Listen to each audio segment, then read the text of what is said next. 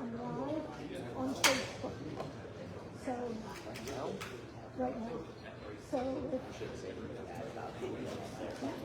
I'm just warning you because don't pick up anything you say possibly, so I wanted to give you a fair notice.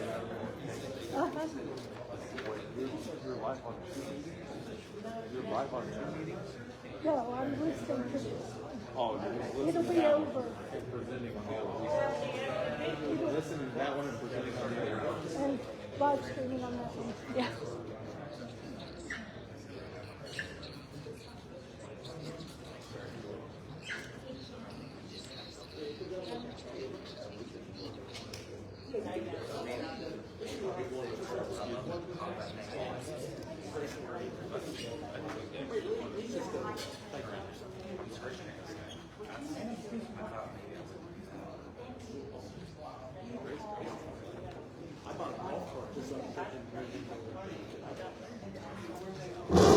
Oh, it's on.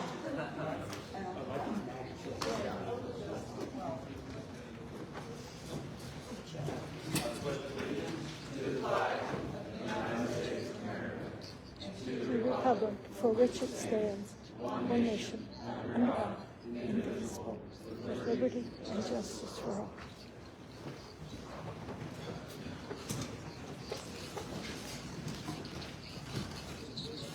I call this meeting of Parkersburg City Council to order. Madam Clerk, the roll call, please. Mr. McCready. On the phone, Mr. McCready. Ms. Cool. Here. Mr. Brown. Present. Ms. Tuck. Here. Mr. Huffman. Here. Mr. Rexroad. Here. Mr. Borkowski. Here. Mr. Moore. Here. Mr. Reynolds. Present. Council, the minutes for the September 9th meeting have been presented to you. Do you have any additions or corrections? Move to approve. Second. We have a motion and a second. Are there any questions about the minutes? Hearing none, Madam Clerk, the vote, please. Ms. Cool. Yes. Mr. Brown. Yes. Ms. Tuck. Yes. Mr. Huffman. Yes. Mr. Rexroad. Yes. Mr. Borkowski. Yes. Mr. Moore. Yes. Mr. Reynolds. Yes. The minutes will be approved. Do we have any reports from standing or special committees tonight? Hearing none. That brings us down to our public forum. And Madam Clerk, do we have anyone signed up tonight? We have one, Brian Hayden, sir. Okay. Our public forum will be 4 minutes long since Mr. Hayden is the only speaker. But public forum is now open. Good evening. I don't have any real prepared comments tonight because what I wanted to get into was a little bit too long. We have 2 items on the agenda tonight which are attacks on the community at large. I know that it's being presented as a franchise fee. However, a basic economic concept of shareholder primacy states that the shareholder comes first. Any fees that the city imposes will be directed to the end user, the subscribers. They are going to see a 5% increase in their cable rates, essentially paying a tax. I am given to understand that the tax is going to be applied to our streets program. And God, we need to get our streets fixed. I was also informed that we're expecting about a $250,000 revenue stream to be created by this tax. Doing some napkin math with cable rates that are ranging anywhere from $60 a month to $100 a month. It looks like each individual probably will pay about $60 a year. That may not seem like much for a community that has a 23% poverty rate. That's going to be very impactful on a number of people. Again, I know we need to raise revenue. We need to pave our streets. I don't make any bones about that. However, I would like for you people to remember that your constituents, if they are struggling financially, this is going to be a tax burden on them, as well as those that can afford to pay it. Please do not try to avoid the fact that this is a tax that will be passed directly from these companies to the end user. It'll be another line item on their bill. So if we're going to generate about $250,000, and we do a little bit of, like I said, napkin math, on the low end, that means that the city has 6,904, I'm sorry, on the low end, the city only has 4,000 cable subscribers. Just doing the percentages, the numbers that I've been able to obtain, and everything that's publicly available. At the most, we have 6,944 cable subscribers. That would be where we're going to generate that $250,000 from. I think a little more fairly applied burden for the streets department would be better than putting on this franchise fee that's going to be very limited and very selective about who has to pay it. They'll be paying for the streets department. We are also charging people who work inside the city to pay for our streets. If you look at a map of our streets, the only streets that the city can apply that money to are not the main thoroughfares, because those are state roads or federal roads. I work down in Keno. There's a lot of people down there that pay that user fee every 2 weeks out of their paycheck. A lot of them live in Ohio. And you know the one thing they never do is drive on a Parkersburg city street that they've paid for. Because they come across 50, go down the interstate, come up a state road. There are no city roads on Keno property. Again, we're applying taxes to people that are not benefiting or can least afford to benefit from these taxes. Thank you. That's all we have, sir. Thank you, ma'am. We will close public forum, and we will move on to a message from the executive. Mayor, do you have a message? Yeah, I've got a couple things. First, I want to ask Adam Stout. And Adam has, you have exchange students with you tonight? I do, yeah. If you, I don't know, but if Adam, you want to come forward, Adam, you can talk a little bit about the pavement preservation and street cost of street maintenance and things in general, and then I'll follow up after he's done. So you guys know all about your pamphlets or brochures. This is the first year we actually did all 4 pavement preservation techniques. And you can see through the years how many square yards we have actually touched on our city streets. This year we doubled what we typically do for a lower average square yard price. Now, we're not really going to see the true benefits right up front. It's going to be a multi-year cycle and trying to set up the city better in the future so that our paving is more well-rounded. We're trying different techniques, trying to push the envelope. I have Strauser here who helped us with our basic micro sealing project this year, which went pretty well. New process, so it's a little different for everybody. I'll just stay there in case there's any questions. But so Adam, and we meet every Wednesday. Adam and Ever and I have for going on 9 years. You know, and I'll pick on Mr. Reynolds. He was here back. He's been here the longest. You know, for years it was milling and paving. Well, it was actually paving. We didn't even mill very often back in the day. And it was, you know, it was paving, and I've been guilty of it.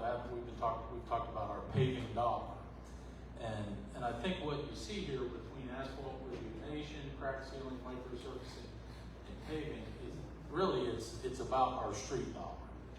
And the thing that sticks out to me is that average price per square yard, $5.33 a square yard. One of the things that has not eluded us, or anybody for that matter, is, you know, inflation and just the cost of, you know, our streets are, I mean, Eric, help me out here. I don't know, is Eric over there? By and large, our biggest contract, single contract every year. I mean, with the exception of we're building a fire station or something along those lines. So, and I go back to, I think it was a couple of weeks ago, when I asked Adam, I said, let's get some of this information in front of council. Whether he did it on purpose or by accident, we've got a comprehensive street program. He could tell you whether he did it on purpose or by accident, but we go back to Reclamite, right? Okay, the asphalt rejuvenation. That's the pink stuff, right? That the first couple of years we did it, no offense to the Strasser guys, that's a different project. The product's good stuff, we like it, but we're getting 7 years out of asphalt. I mean, probably the best example is Fairview. Would you agree? Fairview was, Blaine, you lived over there. You used to live on Fairview. Every 3 to 5 years, Fairview. Foley Avenue extension of Fairview. Yeah. Every 3 to 5 years, Fairview needed paved. Asphalt rejuvenation, or the pink stuff, as I like to call it, it's 7 years, 8 years? It's going on 7 years. So we know that stuff has proved valuable to our street program. The microsurfacing, and for those of you that don't remember, Adam had a little pie plate of that stuff at the budget, and Mr. Rexroad broke it. But I mean, you left out the best part about asphalt rejuvenation. I mean, what do you guys expect? I'm asking you, 6 to 9 years, right? So out of I will go over this. Out of microsurfacing, we expect at least another 7 to 10 years on your asphalt. So, you mind if I? No, go ahead. I think this is important. Yeah. Real quick, who we are. We are a pavement preservation company. We've been around since 1976. We focus in on preserving asphalt, making it last longer. We are not a cheap alternative to asphalt. We work hand in hand with asphalt. I know that you mentioned you're getting 7 years out of your pavement. I think your budget this year was $1.7 million. So in 5 years, you're going to spend another $1.7 million to repave those roads. That to me doesn't make any sense. That's where we come in. We can extend your life of your pavement by one process by 7 to 10 years. So during that time, you're not spending $1.7 million on the exact same roads every 5 years. We're opening up more of your budgets to reach other pavement. We're stretching your budget to reach more of your roads. Microsurfacing is a quick process. We're not a mill and fill. We are return to traffic that day. So we're not holding your streets hostages. Your community can get back on those streets. We're not here forever. I think our job took maybe 4 to 5 days. And I think we touched 90,000 square yards in under a week. If you were milling and filling those 90 square yards, you're looking at least a month, at least. We don't come in, we're not going to put this process down on every street. Adam and I went and looked at some of your streets. There were some that were too far gone that we said we will not put a process down here. That's a waste of money. We're not here to try to make a buck. We're trying to help you all out. We're going to determine which streets need this process. We're looking for streets that haven't been touched after pavement in 6 to 9 years. That's where we come in and we lay the microsurfacing. It's a mixture of asphalt, aggregate, Portland cement, and water. So it's not a hard process. We actually do it. You can kind of see the picture real well. You've got your truck here with your liquid emulsion coming in behind, and we're adding the aggregate, and it's coming right out the back. So this is all, it goes about 5 to 7 miles per hour, so this is a quick process. We move right along. Like I said, we're returning traffic in an hour. You can see here, we're a third of the cost of your traditional 1.5-inch mill and fill. Like I said, we increased life by 7 to 10 years. We're looking to keep moisture, salt out of your roadways and to kind of go over top of that reflective crack. Again, 30 to 60 minutes back to your traffic. You see here, this is what the street looked like before. This is what your streets look like afterwards. We are not asphalt, but we come across, we're black, we're dark, we make the streets look rejuvenated. newer. You can see when it goes down, it's going to look brown. I tell everyone it looks like baby food. I know that's crazy. I know there was some public in Parkersburg that were a little freaked out by this, but when it cures, this is what your street looks like afterwards. There's an up-close picture. You can see there's no air voids in here, so we're not getting any moisture, any salt into the roadway. And again, I have to emphasize, we're not asphalt. We are going over top of the asphalt. We are like a protective surface. So we're keeping that moisture, that salt out of the roadways, extending the life of your pavement. Just off of our numbers, now you can't see it real well here, but this blue area here is what you would pay, or I'm sorry, the red is what you would pay for your 1.5 mill fill. You got 3 streets here. Just these 3 right here. At that same budget, these are the amount of streets that you can touch with microservice. You see a lot more bang for your buck. And again, we are not a cheap alternative to asphalt. We are trying to protect your asphalt and extend its life. Mike, you want to help me with the worst first? Yep, absolutely. My name is Mike Metzger. I've been in the industry for probably 25 years. I'm from Ohio. I work for Delaware County Engineer's Office, which was, or is, the fastest growing county in the whole state of Ohio. Probably one of the top 15 in the whole nation. Probably done over $100 million worth of road construction. Designed, managed, bloomed to tune, as we like to say. Been here for about 6 years. So what we would present to everyone we work with was this mentality: worst to first versus triage. And the concept really is we see a lot of people out there kind of like the dog chasing its tail, right? Like, this road's really bad. Somebody called and said, we got a pothole, we got to go fix it. We're going to spend all of our budget on this one road. And what we want to do is shift that mentality, right? So if we do worst to first, the residents are really happy, right? Like, they see us doing something and they're calling and complaining we're doing something. They're getting brand new asphalt, but once again, you're the dog chasing its tail.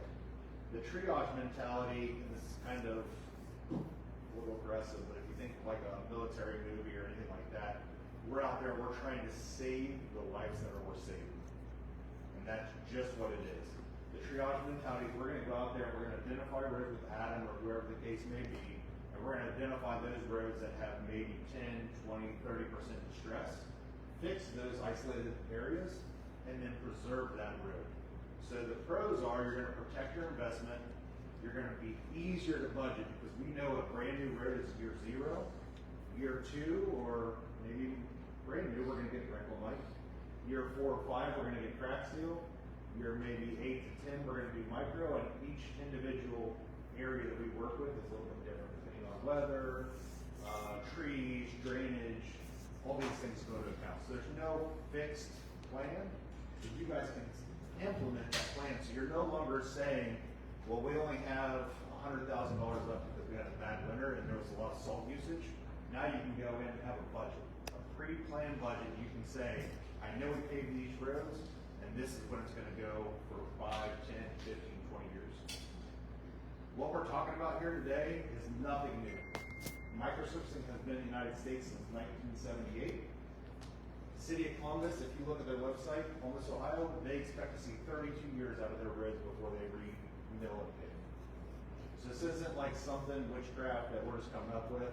This is a tried and true method. So the only cons of this is your residents are going to be confused.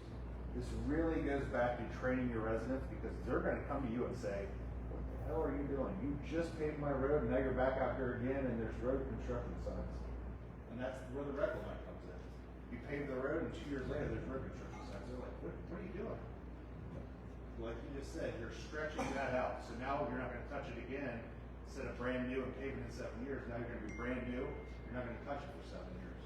And at that 7-year mark, you're going to hit it with crack seal. And that's going to give you another 2, 3, 4 years. And then you're going to hit it with micro. And that's going to give you another 7 to 10 years. And after that 7 to 10 years, maybe you crack seal it again, 2 to 3. And then you micro it again, and that's 7 to 10. So instead of that repaving and spending all that money, this is what we're talking about.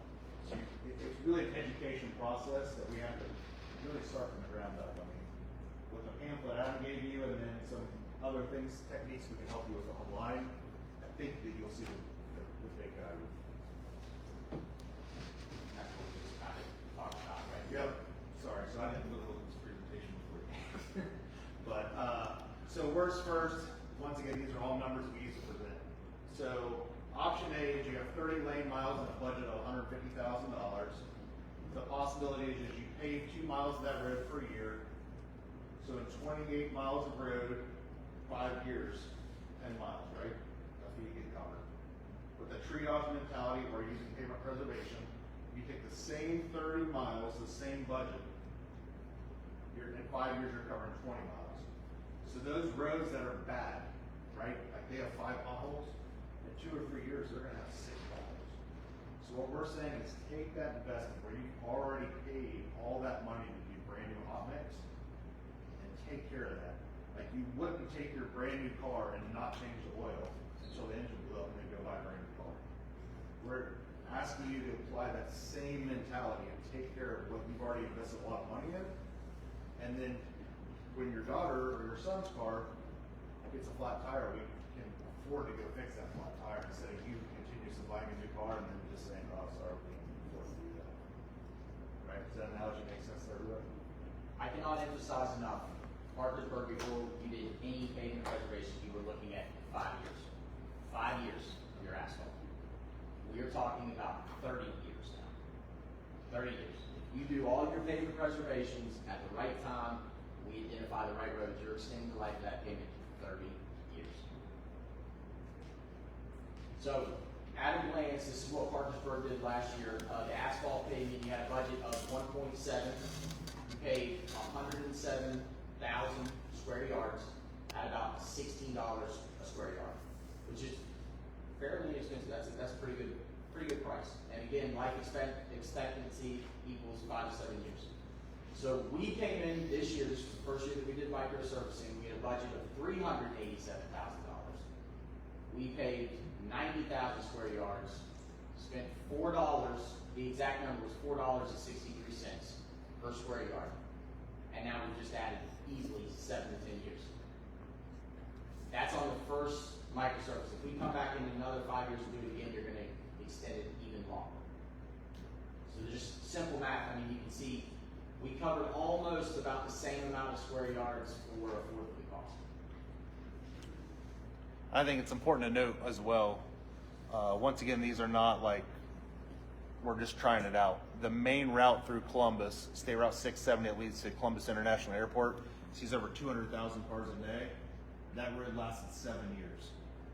So when we come to you and say, we believe we can give you 7 to 10 years, if you put it on the right pavement at the right time, there's no doubt in my mind that you will get 7 to 10 years. These roads are built out, there's no new construction, you see a trash truck a few times a week, and they're structurally sound roads. 10 years may be the tip of the iceberg. Yeah. But we try to be conservative and say 7 to 10 years. I've seen pavements 14 years plus. It just depends on what road you're putting it on. So I ask you questions. Questions, council? Anybody on council have questions? Mr. President, Mrs. Coleman? this is intriguing. Sure. Are you saying that we are not gonna have to pave anymore once we pave it once by using the microsurfacing? We're saying if you do the proper treatments, that it will be about average life of about 30 years. If you do every treatment, yes, I'm saying that in 30 years you will have to touch So that. we pave it once. Let's say the roads that you paved this year. Belmont. Yeah, Belmont. Let's say you what was that answer? What was the road that you paved this year? Needs to happen. Oh, there was a bunch of them.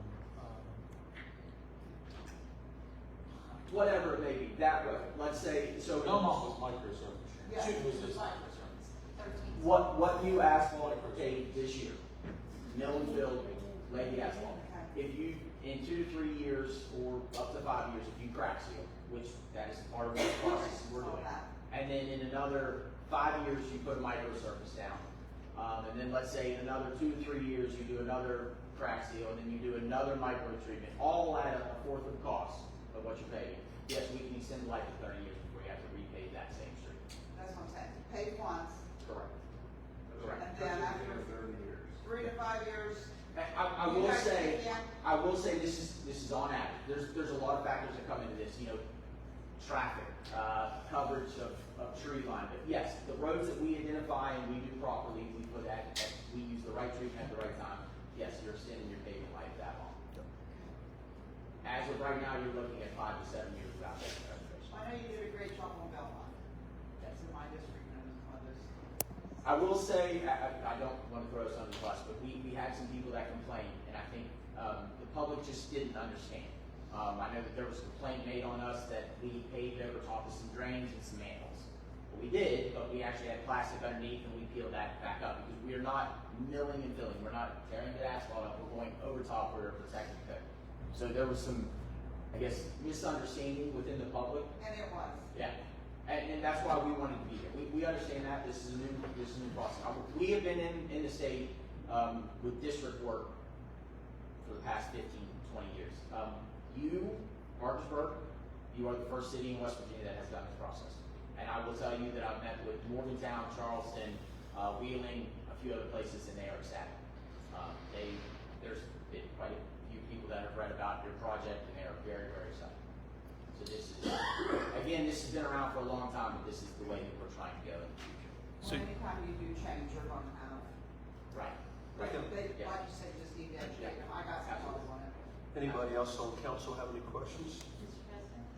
Mrs. Tucker? I'm just curious, over time, does that mean you'll be doing all streets in Parkersburg or just selected ones that need it more, like the ones that have, I'm just curious, like, I'm assuming when there's a triage, there's kind of a priority Correct. to So we, preserve your best assets. I we, mean, go ahead, Adam. We inventory all our roads, and with working with them, we kind of know which roads we need to hit with microseal.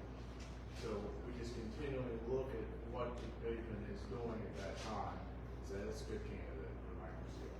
Or this road has completely failed, we need to mill and fill it. You know, it's at its end of its life. There is what we call in this industry a deterioration curve. From the time you lay asphalt, the next day it starts to deteriorate, right? And there's a curve, it's falling down. And we know where those roads are on that curve. And if the road is here on this curve, that's not for us. That's too far gone, you're wasting your money, put the process down. If we catch the road up here in the deterioration curve, that's where we come in at. And that's why, you know, we're working now to put a 5-year plan together for you guys to see what we think and where the roads are going. But every year I will come in, I live in Grafton, so I'm only an hour and 30 minutes away. I come in and I will drive the roads every year and say, well, this road really got hit hard this winter. It's come down to deterioration, or maybe we need to go ahead and bump this one up and do this. But yes, we look at all the roads and make sure they fit where they need to be. Anyone else on council have questions? Mr. President, I would just like to thank you all for your hard work and your diligence in taking care of this. Thank you very much. Thanks for having me. Thank you, gentlemen. Thanks guys. I just want to clarify a couple of things. We're still going to have roads that need traditional milling and paving. I don't want anybody to think that I don't want Kelly paving and everybody else calling saying, well, they're failing on the asphalt. We're still going to need asphalt. And then the other piece is just a little more on the history of this. So Adam, I don't know, did you go, you went and heard, you went somewhere, did it ever go with you? Yeah. They went, came back, and they kind of were like, hey, I think, Adam's like, I want to try this. You know, similar to what he did with the paint stuff a few years ago. So I picked up the phone and called a guy that I used to serve on a board with, who was former commissioner of highways, because I didn't know a lot about it. And I talked to Jimmy, his name's Jimmy Riston. He was commissioner of highways for 8 years when Governor Justice was in office. And I said, you know, what do you think? And he told me, he said, Tom, you will love it. He said, it'll save you money. He said, it's way cheaper than asphalt. He said, but it's not a new metal paint job. It's not as smooth. I'll pick on Mr. Rexford. He called me. He's like, dude, what happened on Lakeview? I was like, remember that stuff? He's like, oh yeah, I remember now.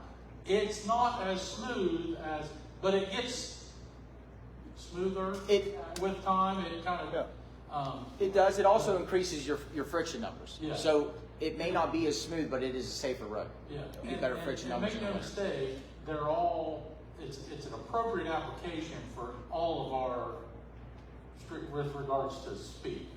I mean, so I guess I just wanted to get that out there, and I know that, and for what it's worth, yeah, there were some questions and some confusion, but by and large, folks were very pleased. I mean, and a lot of them didn't realize that it was a different process, but that being said, so that's all I have to say about that. Other than, I do want to mention one thing.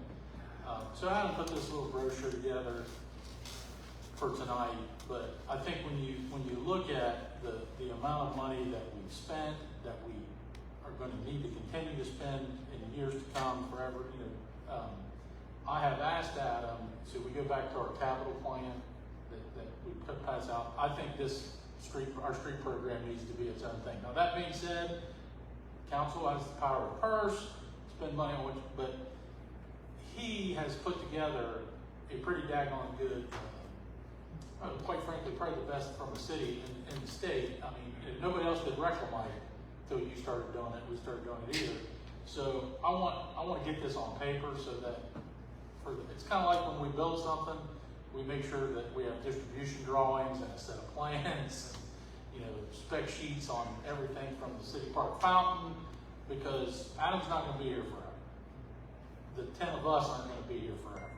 So let's get this committed so we can see but we've been really aggressive with our street dollar, not our paving dollar anymore, but our street dollar, and I just think, just so you know, that'll be its own kind of thing. It's only probably going to be a few pages, but still, it's not, and most of it you can just take out of the capital plan. Is that an accurate statement? Yeah, it's just a matter of tracking the numbers. So, the only other thing I want to talk about is, there was some reference made during the public forum about the user fee only being for streets, but the user fee is also for police and fire protection. So while I'm sure there are folks who work at wherever and don't drive on our streets, everybody who steps foot inside the city limits of Parkersburg on a daily basis does so with the protection of our sworn police department and 57 members of our fire department. So just want to keep that component in mind with regards to that. And then Eric's going to talk a little bit about the annual report for the police and fire pension funds. I've said it many times over the last several years, but the mechanism when we closed the pension funds to new members and went to the NPFRS program, I mean, both of our funds were funded below 20%, Eric, below 19, I think. And they're both over 50% funded. We just got a better discount rate, I think, from the state with regards to, because they're doing better. So those are just a couple things. I mean, he's going to I don't know if he's going to make a presentation, but those are to be received and filed, and that still remains, I think, probably the best fiscal decision that's been made since I've been in office, and I applaud those of you who were here in 17 when we closed it. It was the right thing to do at the time, and quite frankly, rarely does a week or a month go by that I don't run into a pensioner who most of the time jokingly says, I appreciate my pension check. Well, make no mistake, had we not done something, those pensions would have been in jeopardy of running out of money. So that's all I have tonight, sir. Thank you. Thank you, Mayor. Madam Clerk, can we get the ordinance on first reading, please? An ordinance granting a continued franchise to operate a cable system with Community Antenna Incorporated, doing business as Cass Cable, for a non-exclusive franchise to continue the operation of a cable system in the city of Parkersburg.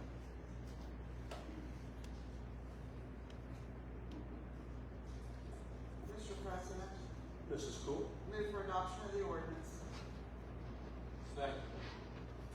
We have a motion and a second. Do we have any questions from council?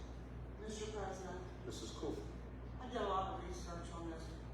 This is the first time, I believe, that the city of Parkersburg is going to do 5%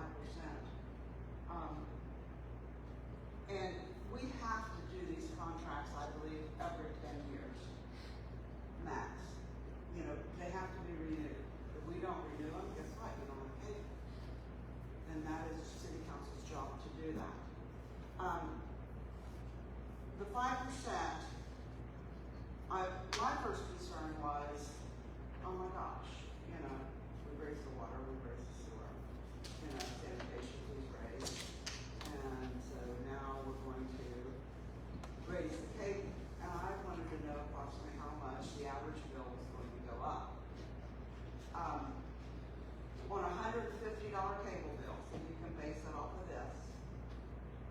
Your rate will go up $7.50 a month. And, the bad thing is, with this the good thing is with this franchise fee, it gives us a little bit more leverage. I don't know how many times that I have seen, I'm not gonna name the name of the cable company, but it's came in, put in cable, left the wires laying all over the place, tore up the ground, never fixed it, never put it back to where it was, and we did it. Of course, we can't move the line that they put in, they just leave it laying there. You know, you go call them and you call them and you call them and tell them to come and get it, they don't do it, they don't do it. This gives us a little bit leverage on that. Plus, they're using our poles to put in the cable, and they're not paying anything for that. Would I prefer that we didn't have to do this? Yes. Do I think it is something necessary? At this point, yes, because of what I have seen as a city council person that goes on with the cable companies. You know, we have one cable company that just upended the city of Parkersburg, lost all the jobs, never looked back, opened up another call center, but did they bring it back to Parkersburg? No. They took it to another city. There was nothing wrong with having it in Parkersburg, but yet we had all these jobs lost. We have no leverage. We renew their contracts. If we don't renew this, that means there's no cable in the city of Parkersburg. I just wanted to put that out there as to why, you know, I will be voting for this. Anybody else on council have questions about the ordinance on first reading? Well, Mayor, go ahead. Yeah, I just want to cover a couple things. So, number one, I could be wrong. I thought we did charge a franchise fee back in the day. I'm not 100% sure. I think we did. It doesn't matter. The point I want to make is, we as a city, and I always put Connie on the spot, I can't remember what the section of code is. I think it's section 8 of the code that gives us, we are limited as to how and what types of revenue we are allowed to collect in the mechanism which we can collect. Yes, sir. So it's in code. This is one of, quite frankly, there's only one other that I'm aware of that we have statutory authority to impose, and it is related to rights of way and road and similar in that regard, other than this one that we're not doing. So is it, I'm not necessarily in favor of it, but I think, we started off today, this is pure coincidence. Those guys drafting in Columbus, this was the day they picked the company. But you see how much we're spending, and I applaud Adam, and there's other stuff we've done to try and protect our road investment as well. But this is a fee that we can impose for the use of our right of way. And that right of way might be the middle of, where the pub just cut up? 23rd Street? 23rd, or it might be the 4-foot right of way on both sides of every street, or, well, I don't know how big, they all different, none of them are the same, hardly any. Might be 4, might be 6, might be 18 inches. That's just, but, so, we're limited into how we can raise revenue. We've kept our revenue very flat. We've offered a lot of rebates, or exemptions on B&O over the years. But the reality of it is we are very limited on how we can raise revenue. And we talk about our streets. It's the most expensive thing we do every year, short of personnel. Personnel, if you've ever been in any organization, any operation, is always your most expensive. More expensive than the trees, Mr. Reynolds, isn't it? Yes, more expensive than the state, Mr. Hoffman.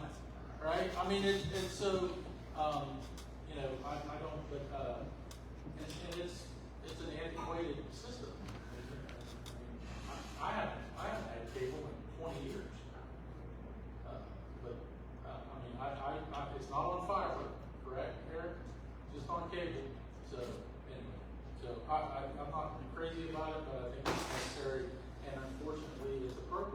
that it's one of the tools the legislature in their 134 member infinite wisdom has granted cities across the state, and I think most communities impose franchise fees on the cable providers.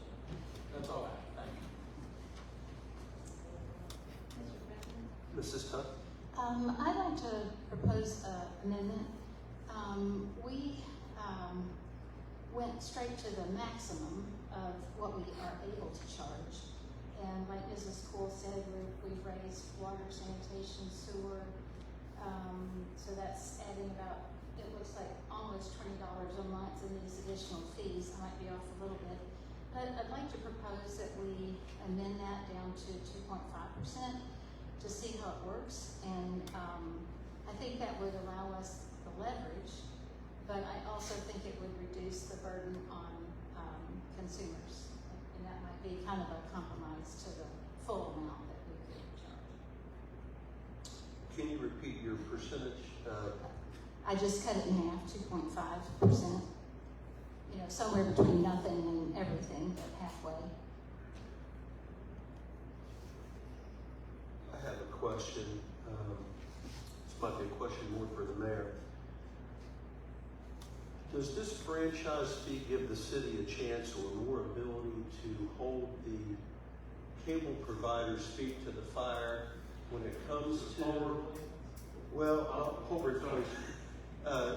You know, Mrs. Cole mentioned it earlier, but you know, when you're driving around the city and you're looking up, you realize what a mess these cable providers leave. It's not the power company, it's the cable providers, but they leave messes all over our city.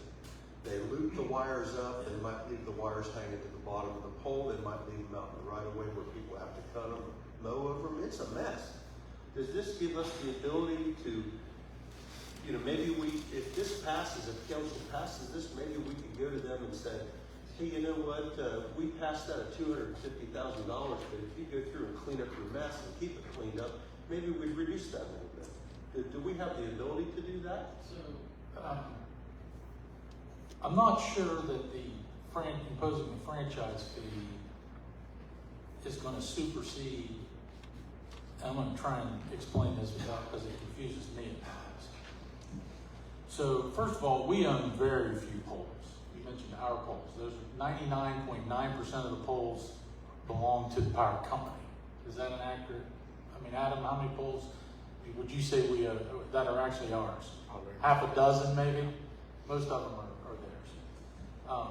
The problem with the poles in particular is they have these they're called pole use agreements.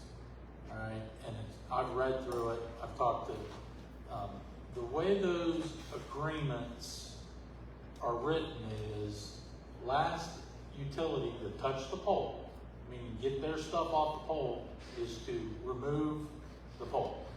If a pole gets damaged, let's say it's in a wreck, gets clipped, power company's there within an hour because they, you know.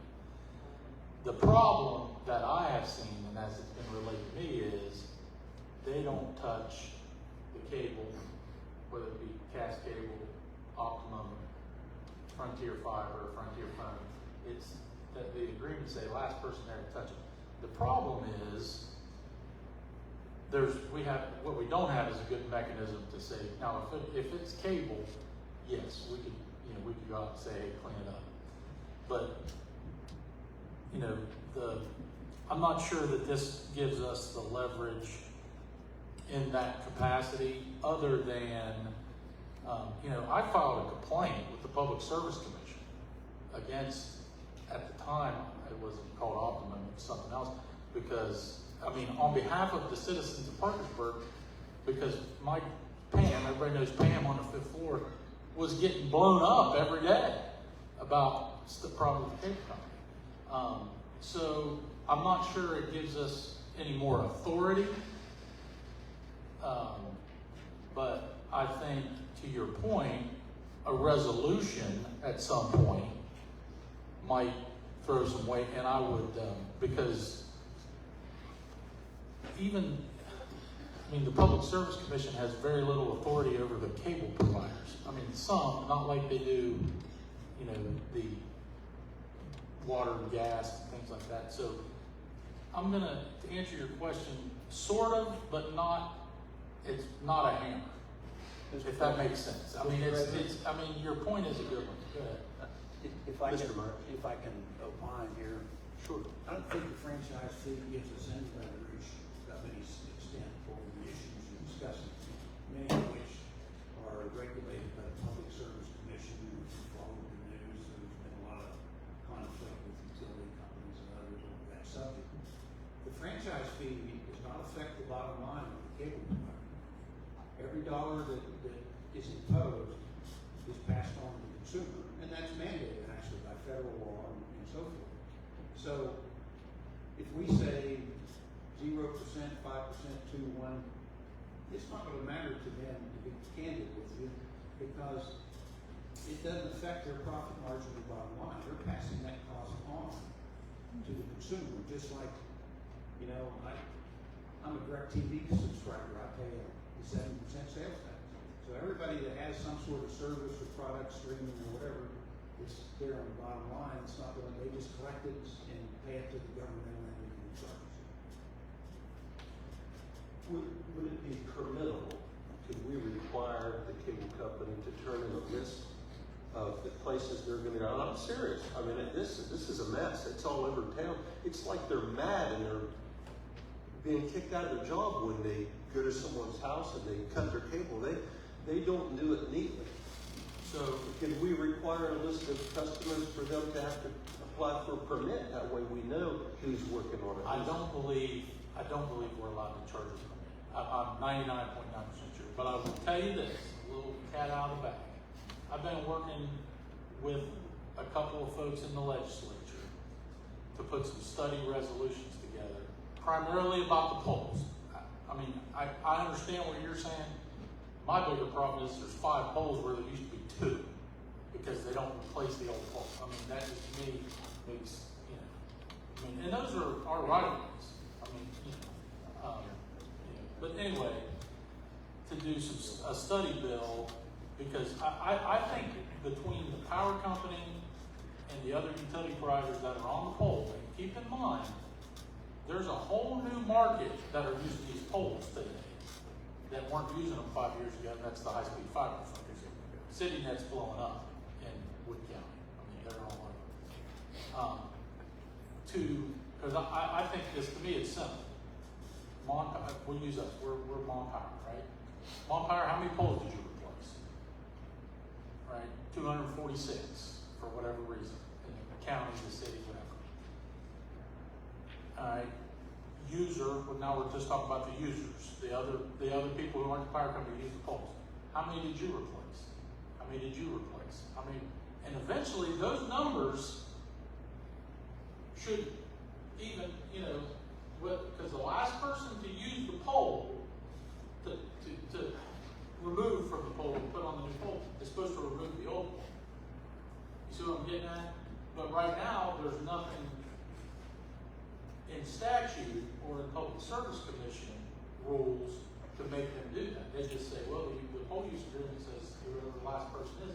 And it's almost like they got a rule that they can't enforce because they don't have a mechanism for enforcement. I mean, this is easy. Yeah, it's the honor system. Okay, everything's off this pole. Who was last? Well, I wasn't last. I wasn't last. Well, who was last? I don't know. So, I will tell you, there's probably going to be some new faces with the Public Service Commission in coming months. So I have not broached this with anyone, but I think that there's a good chance there'll be a study bill and probably a handful of communities over a certain, just to make them, because it's more and more. You know, we were this close to having to put our own poles up for traffic signals. What was that? 6 months ago, 8 months ago, Adam? And we're fortunate enough to common sense came to. I mean, you know, so. Thank you. So, yes, sir. I'll second that motion. Okay. So you're going to second the motion to amend Mrs. Tuck's amendment to 2.5%? Is that right, Mrs. Tuck? Mr. President, Mr. Borkowski? I'd like to speak on the amendment.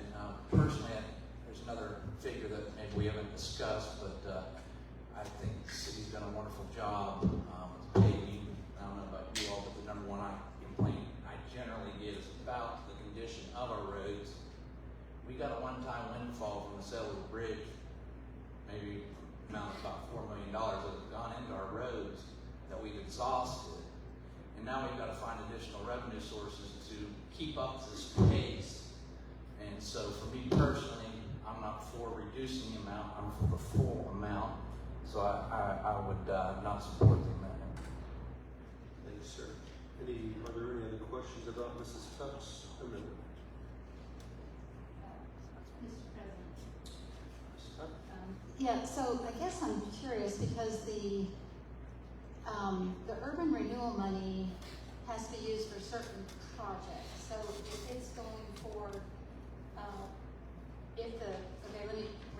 speaking of debt for income for the street paving, that has to come from city franchises, fees, fines, taxes, that kind of thing. So the paving of the streets would come through the right of way from franchise, I think, is what you're saying. So if we reduce the franchise fee to 2.5%, that means less will be billed to the consumer, less will come into the city. But the money that we're putting into urban renewal, that does not go, it is not the same pot as city revenue, is that correct? I mean, if we're using our urban renewal money to, If I may, urban renewal funds this doesn't have anything to do with that. Right now, our street fund is funded by the user fee, and that's it. And then we front loaded it with $4 million from the bridge sale that Mr. Borkowski referenced. So I'm not sure what you can revise the budget at any time to put money in the street fund, but all street resurfacing, rehabilitation, whether it's paving, microsurfacing, pink juice, or whatever, comes from the street fund. Right now, that's only funded through the user fee. My bigger concern, if I may, sir, my bigger concern is this is a 10-year deal. It's a 10-year agreement. It's 5, Mayor. Oh, I apologize. 5. I apologize. With an option, a 5-year option. Yeah, so, I stand by what I said before. This is a fee that is for the use of using our right-of-ways. And those right-of-ways include the middle of the street and the side. We spent a lot of time talking about poles. I understand your concerns. I mean, you and I have talked about this for 9 years, Mr. Reynolds. But, I think, to see what it's going to be, whatever that number comes up, I think you estimated, Eric, 250, 200, I can't remember. 250 conservatively. Whatever it comes, if you say what it's going to do, it's going to be half of whatever the actual ends up being. So when we estimate revenue, the actual will be half of whatever, by making it so. I get it. To Mr. Meyer's point about everything's passed along, these folks have really good lobbyists, not just in Charleston, but on K Street. That's just the way it is. So I would not have included the franchise fee if I didn't think it was necessary and appropriate. But you talk about we've raised everything, we've raised sanitation, we've raised water rates. Everything we do costs more. I get it. I get but the reality of it is we're paying our employees more, we're paying more for equipment, we're paying more for street resurfacing, asphalt rejuvenation, asphalt preservation, we're paying more for chlorine at the pools, we're paying more for lifeguards at the pools. So, if we don't take, to me this is a baby step compared to some of the other things. I hope that when Eric and I sit down after Christmas and really start building the fiscal 27 budget, use the least, that we're not talking about eliminating our B&O exemptions, because those are our smallest businesses. Those are the folks who've taken advantage of it. But those are things that, you know, I mean, like I say, there's only one other potential revenue stream that we're not using. We cannot adjust our B&O rates. That ship sailed with home rule and the 1% sales tax. That ship sailed. I hear from contractors on the regular. Can't believe I'm still paying 2%.